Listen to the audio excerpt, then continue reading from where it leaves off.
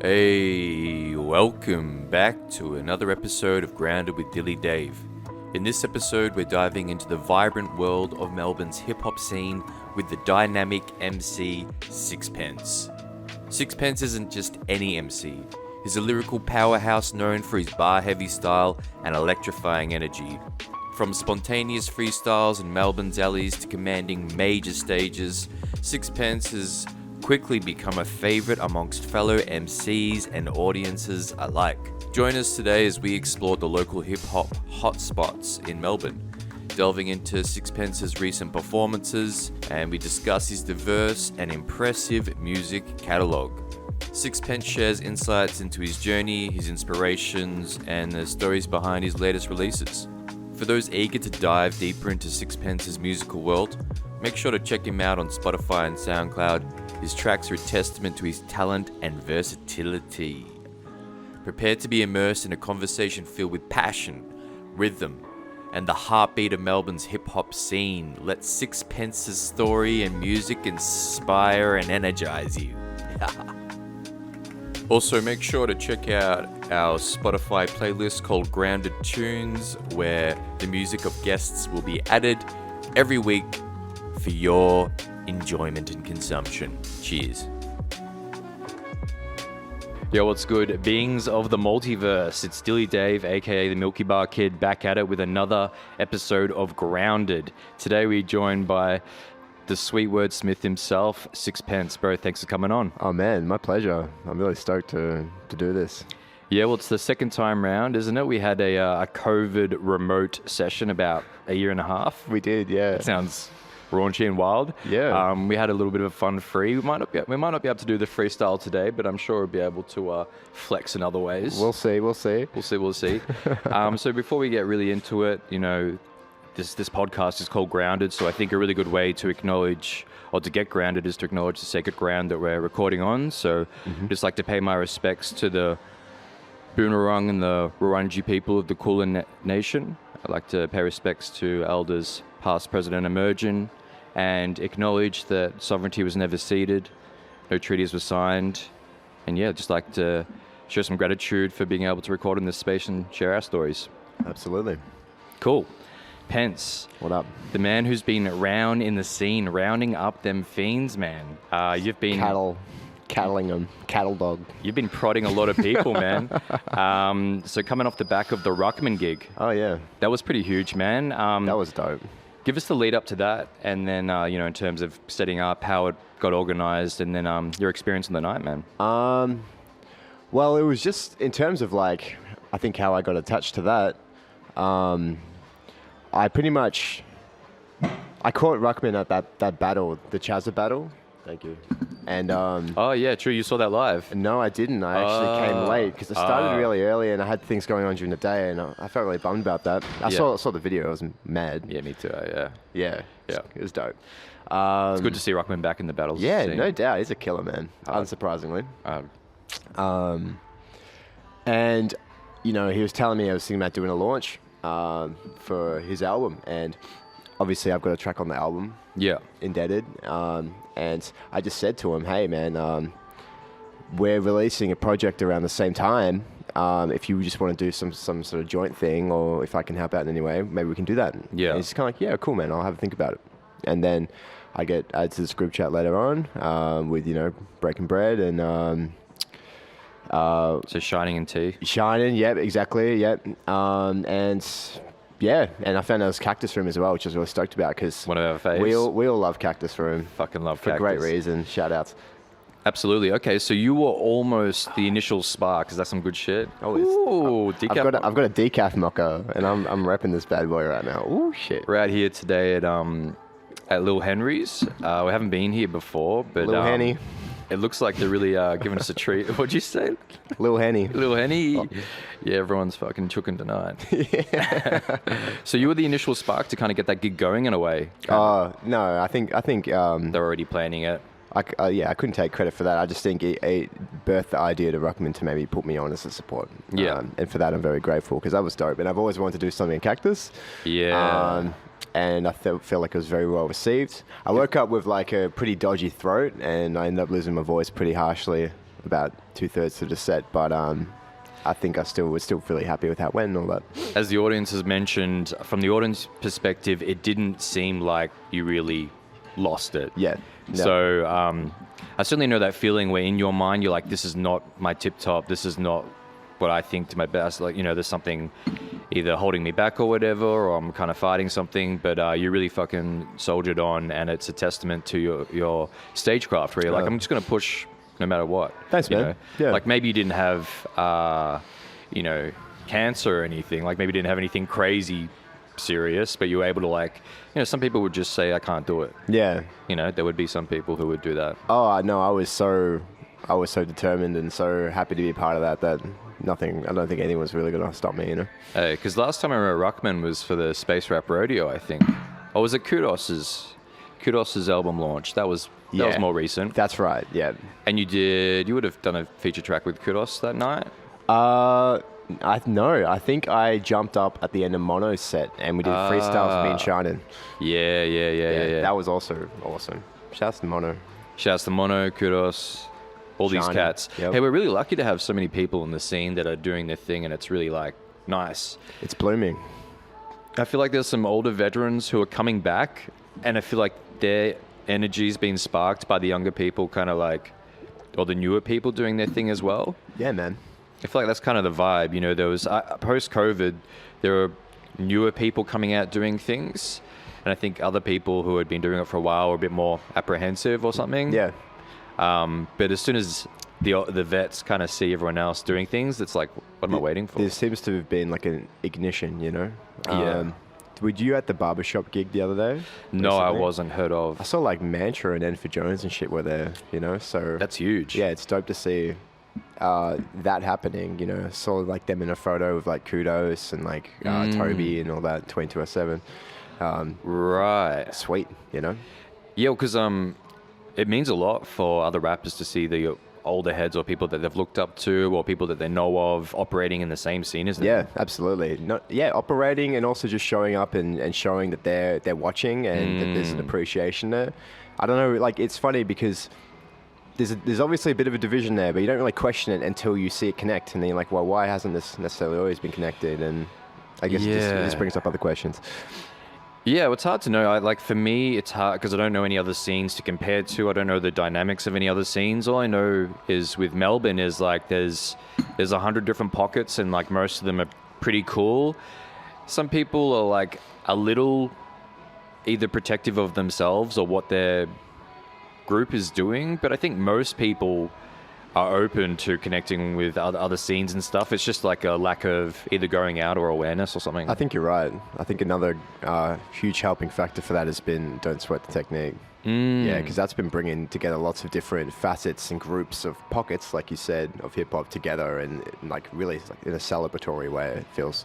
Yeah, it kind of brings together like the musicians, because there's musicians that are rappers, and then there's like rappers that are rappers, and then there's people who want a place to go and freestyle, but then there's other people who want a place to go and experience good music. Yeah. And I think that Don't Sweat the Technique really does, having the live band there, kind of led by Shorty and his crew. I think it really ups the quality or the bar for other people. So the people who do want to come up and spit their stuff, feels like there's a little bit more at stake, It does, but it always feels really welcoming and inclusive. Right, like the mic's open, you're encouraged. There's always encouragement. There's always, that's why I said celebratory. It's got a real sort of positive atmosphere to it. I feel like, that was also shared pretty well at the dojo too. Mono did well at curating that. Yes. But it's a little bit more intimidating because it's kind of like more hardcore hip hop. I think with the live band, you have a bit more, I don't know, how would you put that? Like, it creates an energy that's, I can feel a little more inviting, I feel. Yeah, it's a friendlier wave. That's interesting you say that. I honestly find the live band, more intimidating than the DJ decks, instrumentals, somebody emceeing and them just like pumping through MCs. That's a fair point. But maybe that's just because I'm more familiar and I've done that more. Yeah. But for me, like there's an incredible wall of sound that you're negotiating with when you're at Don't Sweat the Technique. You're you're rapping while this really quality band is doing their thing on the fly the whole time. And, you know, some people thrive in that scenario. You know, I find sometimes it's actually hard to kind of struggle and not compete or contend with it, but like feel like you can sit in a groove somewhere. Dear Lord. Damn, that was my watch. His rolly's making fucking noise. Yeah, my watch, it doesn't even work, bro. Oh, man. It works if you wanted to knock somebody out. That's right. It's a weapon. I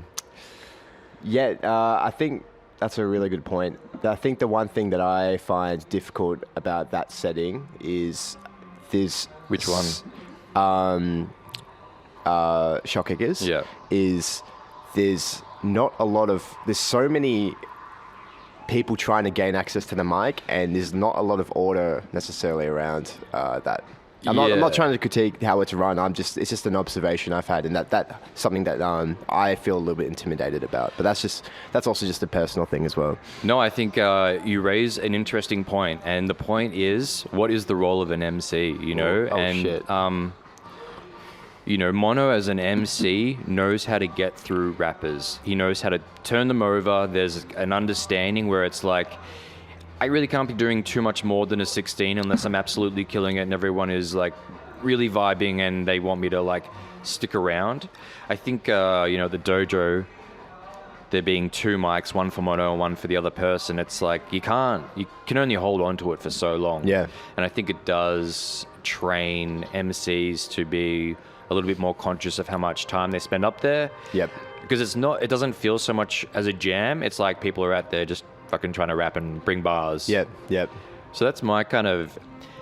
It feels harder with the band thing to like get people on and off. But I mean, you know, at the end of the day, like it is the same job, and the same job is communicating to the people around you how we should be moving. Yeah, definitely.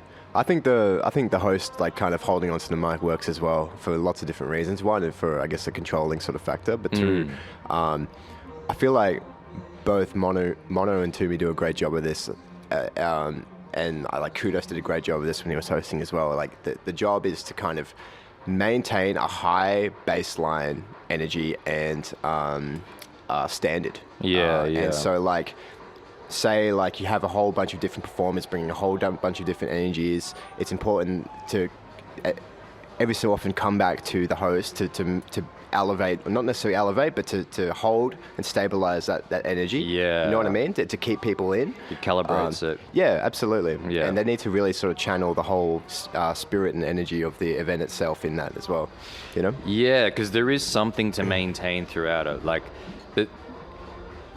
there is, and it's not necessarily, I mean, it's kind of a quality thing, but it's a show thing. You have to maintain a level of a show, because if people who are the audience members are watching things, it has to kind of maintain a certain level of whatever it is. Yeah. You know, whether it's skill or sound or, you know, being coherent. That's its representation as well. Yeah. And, you know, it's very cool. Like, Toomey as an MC, I mean, he is essentially creating songs on the fly with people. Yeah. Right, which is really dope, and quite the experience if you're not really used to doing that, and also quite the experience if you are used to doing that. And so you can't always necessarily just go in with your own 16 in your head thinking that it's just going to be able to fit in wherever. Yeah. Sometimes you just have to be... That really tests how malleable people are. Yeah, it's true. You got to be sort of dynamic and versatile. Yeah. Not necessarily versatile, but I guess you got to feel into the energy and try to accommodate. Yeah, it becomes less about you and more about the overall thing. The creation. Yeah, exactly. Whereas the dojo is like, everyone wants their little time to shine, which is great, which is what people need, and is like... It feels like gladiatorial games at the dojo. It's a little bit like that. I love that. But the dojo is still like, once you go there for a few times and get the feel of it, it doesn't feel overly competitive. No, not at all. Also, just close the distance a tiny bit. I feel like it's healthy competition, and it's like, I feel like there's a bit more of a push at the dojo in a really great way. I feel like it helps people grow, and people feel really accomplished after jumping up there as well. It's satisfying, especially like just being able to overcome nerves, or overcome like your own inner critic, or dialogue or whatever is happening there, if you're not, there's only so many people that are really used to freestyling regularly and having it as a thing that they can just like have down pat and are confident with. Yep. Right. It's like with many things, if you don't do it for a little bit, you're a little bit out. And if you don't really do it that much at all, it's quite a bit to do. Yep. So I think that we're lucky in Melbourne to have choice and variety in these events and shows that we can go to. Such a high standard, man. Like I'm always so impressed whenever I go to these events. Yes. Yeah. Especially shot kickers, like yeah, no doubt. Look, like everyone, like the thing is with dojo, like whether you are bringing your own like written or not, like there's obviously a mixture of it, but like it feels more impressive at shot kickers that don't sweat the technique when things are like gelling and happening. That feels a lot more satisfying, impressive than like somebody just ripping their bars, which they've already like potentially ripped 100 times or whatever. I think I would completely agree with that. But it's also like it's an apples and orange things. They're both so impressive in just different ways. Yes, that's why I think because the coolest thing is that they're not directly competing with each other in any way. There's a cool overlap, and then there's cool difference as well. There's some people that would never go to the dojo or have been to the dojo and don't want to go back to the dojo who would want to go to Don't Sweat the Technique. Yeah, exactly. And vice versa. So I think that's really cool. The most recent gig that you did, the Ruckman launch at Cactus, there was a bit of a distance or gap between that and the last gig that you had. Is that right? Was there a few months? No, I think I did one at Bad Decisions for for What Happened. Was that a Thursday or a Sunday?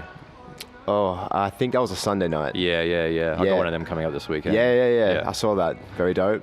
What'd you think? Bad Decisions? I actually really liked it.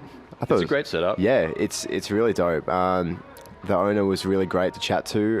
Is that Frosty or Matt? Matt. Yeah, I believe. Yeah, he's good. Good guy. Bar guy. Yeah, the guy from Perth, I believe, or West Side, Western Australia. Tatted up. Yeah. Yeah. And I was really impressed with the band room upstairs. Like, I feel like the sound was on point, the lights were on point. There was a freaking smoke machine. Yes. And it's intimate, but it's also large. And the room's deep. It's not too wide, which means that people are funneled towards you. It doesn't matter where you're standing in that room, it sounds good. Yeah.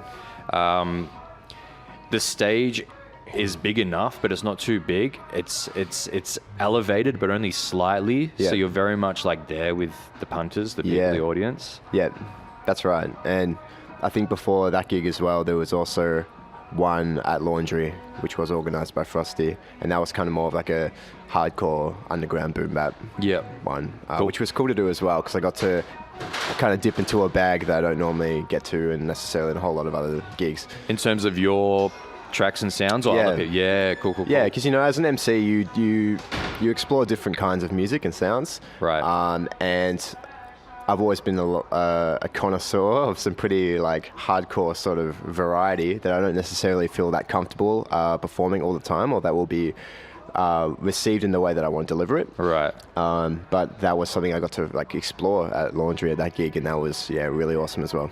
Cool. Were there any cool acts on the bill that really stood out to you?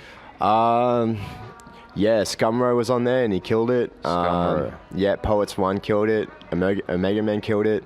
I didn't get to stay for the entire thing, but definitely shouts to those guys. Bit of impressive lineup. Yeah, no doubt. Yeah, the quality was high as well. Yeah. Good crowd. Yeah, man. Yeah, rowdy crowd, nice. Vibrant crowd. Just what we wanted. Yeah, because you when it comes to performance, like your performance doesn't seem completely reflective of your complete catalogue, which is crazy and insane and is filled with many different tracks and flavors. But I think you really understand the idea of live energy in a performance and what tracks are going to create hype or generate, some like a wave for you and the people to kind of ride. Yeah, I think I kind of choose what tracks I'm going to perform based on my performance style, which is pretty much just based on me establishing a sense of comfortability for myself when I'm performing. Yeah. I like to play hardcore songs because it kind of allows me to channel a version of myself that is comfortable when performing. Right. I feel uncomfortable if I'm like doing a whole set full of lo-fi stuff. I think in a sense it does feel a lot more vulnerable because it feels softer. I feel like I give a better performance when I delve into a more of a confident side for myself, and I know that I have the ability to kind of harness a certain energy and be able to deliver that. So I love like, you know, getting really hype on stage. That works for me. So it kind of allows you to create this this new context for you to perform differently than how do you kind of normally. Because yeah, I mean, you do have a whole lot of like lo-fi, chiller tracks, a lot of deep thinking, a lot of, you know, really cerebral stuff. You know, there's some stuff that, you know, you could really enjoy, you know, on weed or whatever, and then there's stuff that is quite contrast to that, like super hype, like. But then you also, in some tracks, I feel like you're able to balance both those sounds and energies, like in your Hugs and Kisses new release, that EP, Hugs and Kisses. Nosferatu. Nosferatu. Nosferatu. Yep. That's a good kind of combination of, you know, there is some chill boom bap in there, but then there's almost like this trap hype energy in there as well. Man, I'm stoked that you said that because that's kind of how I think about that EP. I've released 3 EPs this year. The first one was called Hummingbird, and then the second one was Chupacabra. And Hummingbird was really kind of soft and lo-fi. Chupacabra was really in your face and aggressive. And I feel like with the new one, PXOXO, I feel like it was a good blend. It was kind of like a cheeky, it's like a tongue-in-cheek like lo-fi boom bap, but still had like attitude in it. And I feel like that sound actually represents me because I get to hold both sides of myself. Yeah, it feels like a very full picture, and it just doesn't feel like a taste of Pens. It feels like a fucking full picture of Pens. Yeah, and it's funny because all those tracks, I had that EP mastered like last year, like that's just been sitting away. It's ready to go. Yeah, and I just wanted to do videos for Nosferatu and Moonray Leota. I didn't get to do one for Nosferatu, but yeah, we finally do one for Moonray Leota and I said, run it. That's really cool. Yeah, man, both you and Journeyman really bring it on there. Like, it's really cool, the combination of triplets on boom bap and stuff. Yeah, you know?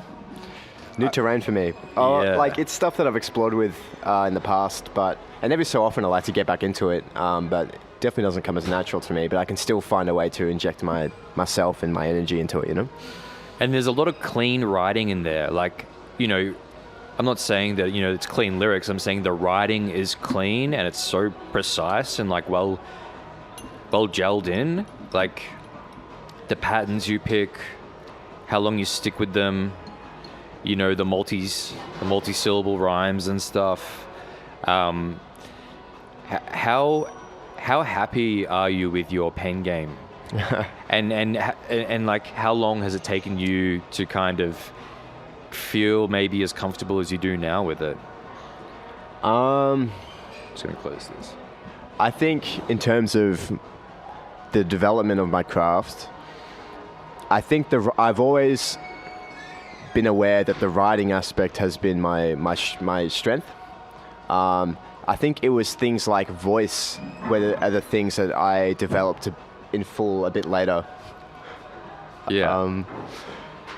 So I think I've always had a sense of confidence about my writing. I'm not trying to be cocky, but that's just because I always felt like that was my strength when it came to music. Right. I would say currently I'm pretty happy. I think I want to start to push the boundaries more. Like I'm always creating music, and so I've been behind the scenes creating a lot more experimental stuff and dipping into a lot more sort of emotional topics, which I do anyway. But I'm just trying to I'm trying to get out of my comfort zone a little bit. In terms of writing more emotionally? Yeah, just writing and just exploring new topics and areas. Okay. You know, I can, you know, I've been doing the punchline stuff and whatever for a long time, and I can do that, but and I still will do that. Yeah. But I'm still trying to broaden my spectrum a little bit, I guess. Yeah. Yeah, like is it the Wild Roses track that you did off the most recent EP? Is a cool romantic track. You know, it has the steez, but then also has some heartfelt shit in there. Yeah, that's right. And like I tend to kind of have a song in every EP or whatever that's a bit more vulnerable, introspective, or emotive. So yeah, I think for that EP it was Wild Roses. Yeah. So the way that you're currently looking to challenge and push yourself is to dig deeper for those stories and stuff. Yeah, I think so. Dig deeper and just try to inspire myself in different ways. Yeah. Yeah, because I think I'm inspired by whatever I'm really invested in within a certain time period musically. So if I'm listening to lots of bar heavy music, it's making me want to do that. Right. Recently, man, for this whole year, like I've just been listening to reggae. I'm obsessed with reggae, dub reggae, roots reggae, shit, rocksteady, and so I've been trying to like write to like reggae instrumentals, and that's been a really fun thing to explore as well. Yeah, that's great because it's different drum patterns, it's different flavors, feelings. You're right. Yeah, it's something that's it's just a different source energy, right? 100%. Which is very cool. And you're making some of that yourself? Just effing around with it right now. Yeah. I'm trying to experiment with singing, but that's gonna be a long road.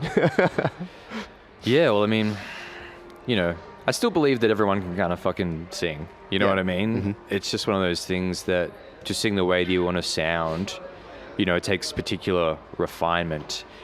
Would you take classes on it, or would it be the kind of thing that you would just work on in isolation for ages? It's something I could potentially be open to. Yeah.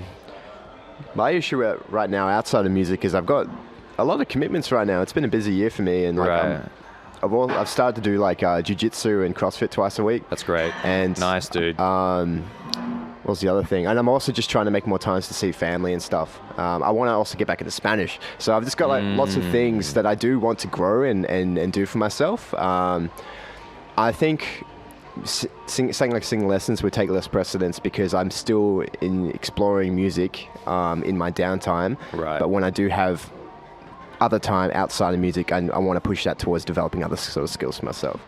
Cool. What are some daily or weekly practices that you have that kind of like keep you level, keep you grounded, keep you on the path? Yeah, you get it. Yeah. Bro, for me, it's my morning ritual. And it's nothing hectic. It's literally just me getting out of bed, spinning vinyl, making coffee, making muesli, smashing that. Yeah. And don't get me wrong, that always puts me in good mood, but if it's sunny outside, I'm golden for the whole day. Yeah. I'm really weather dependent. It doesn't take you too much.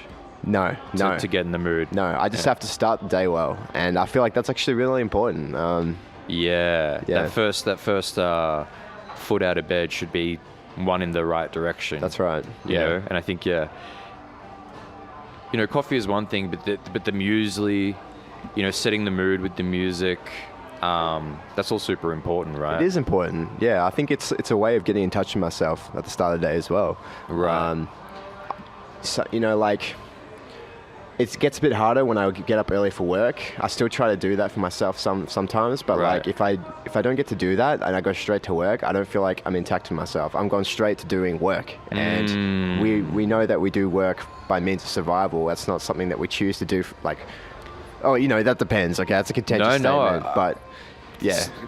Depending on who you are, it's a contentious statement, but I get it. Like, if you're going to work just to go to work and you haven't checked yourself before you go in, then you are going to be running on autopilot and kind of mindless, for the day, and you won't feel like, you're there and present, right? Yeah, that's right. And I guess for your kind of work, like being present is quite important when it comes to...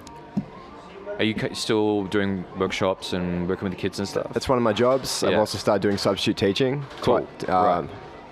Like about twice a week, and 2 days I work in a warehouse. Right. Well. So for the teaching stuff, I mean, if you just have to be there and present. You have to be really dialed in the moment, in the room, reading the room, reading the people.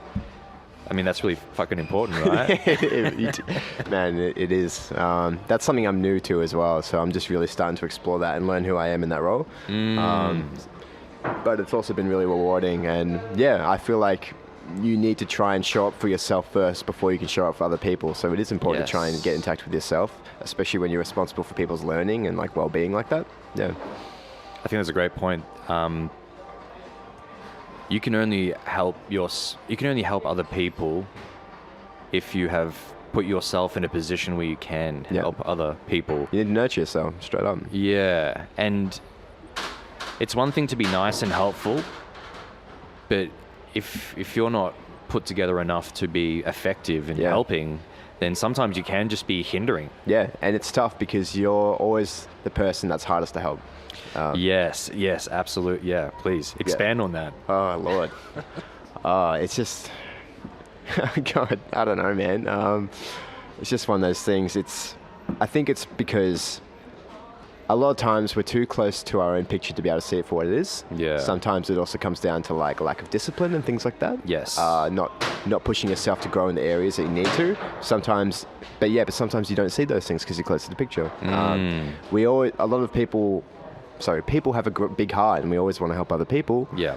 But you also you have a restricted sense of care for yourself sometimes, you know. I mean, you can be really hard on yourself as well. And again, I just believe that comes too close to being into your own picture, and I think that also comes down to your ego and all sorts of things as well. But right, I'm not. Yeah, that is a good point. It does seem easier to help other people than to help yourself, because to truly help yourself takes a lot of energy, a lot of resource, a lot of thought, a lot of care, because taking you out of your comfort zone a lot of time. Yeah, exactly, because you're not looking after yourself if you're always comfortable. Yeah. You know, comfort can be a byproduct of hard work, but it can't be like the thing that's most desirable. Definitely.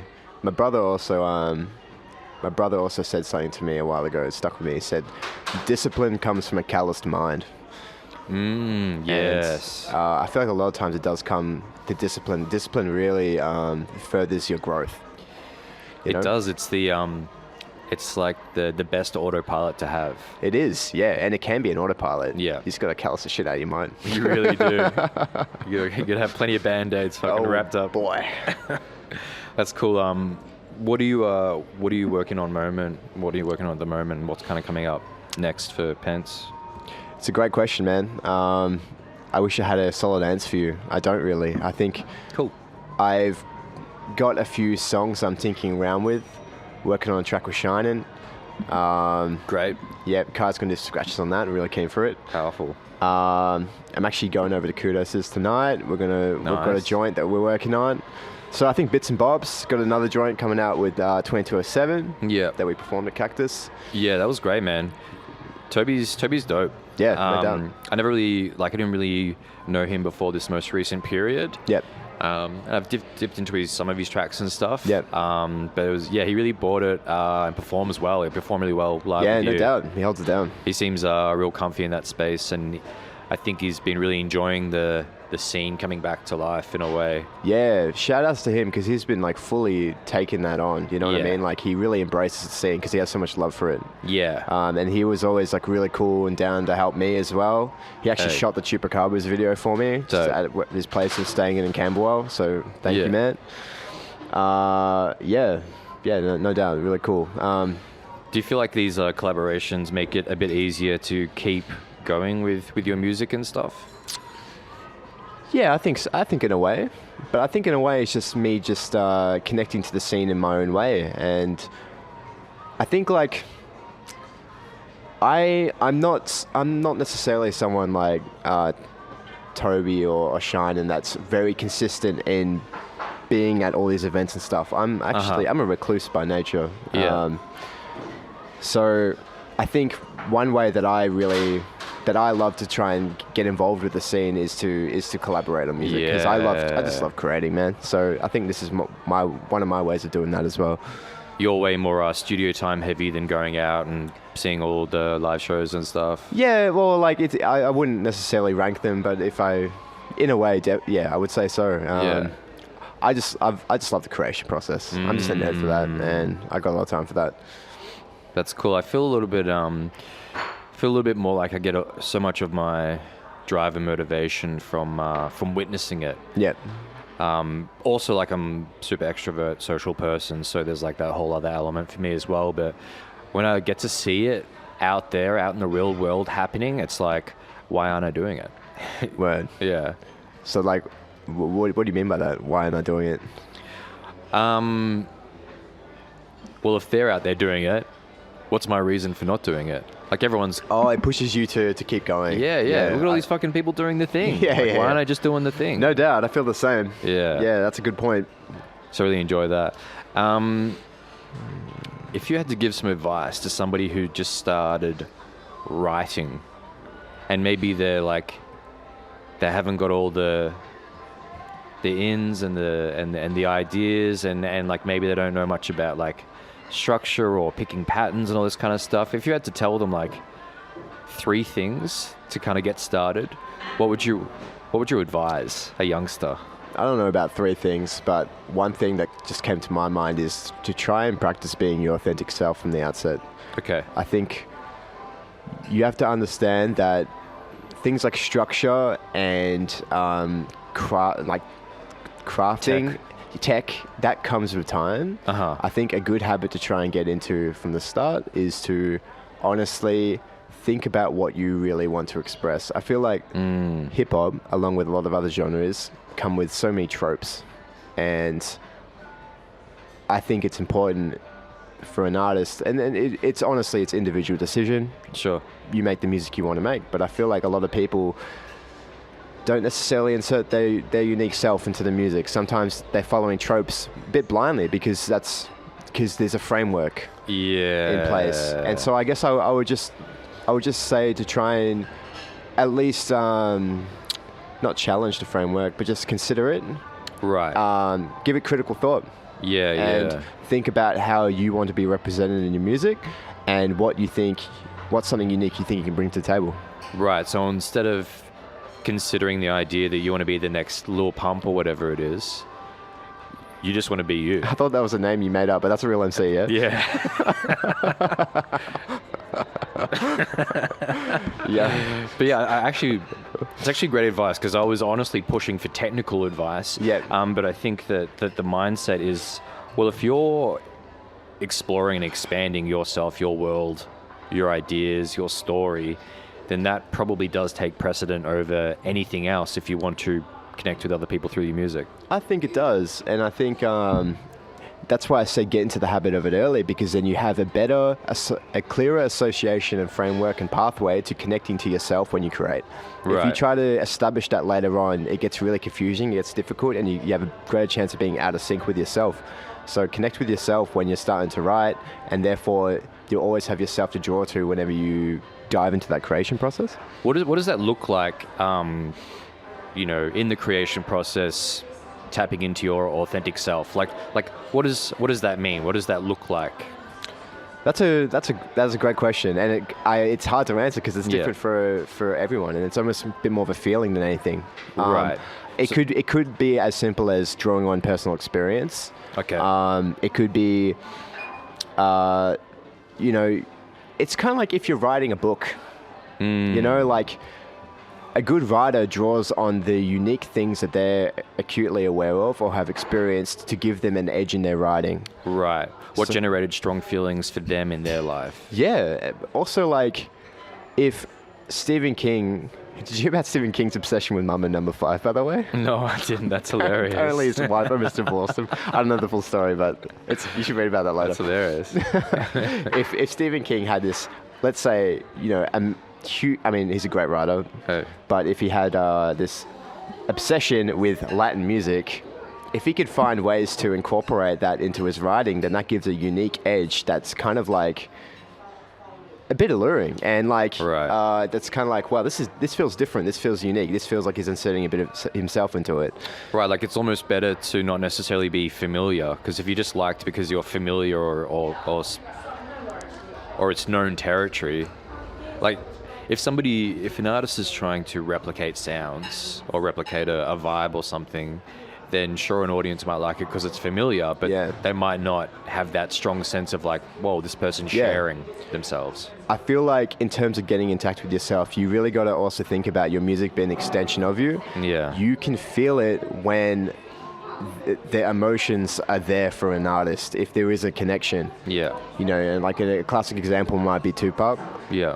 Well, he was just rapping about gangbanging, whatever, and of course that's not all he did, but even when he did, you could feel the authentic emotions, and that's why he is considered the best, because he is the closest thing to a soul artist that hip-hop has, because he just connected with himself so well through his music. He bared his soul. No doubt he did. Too much. Powerful.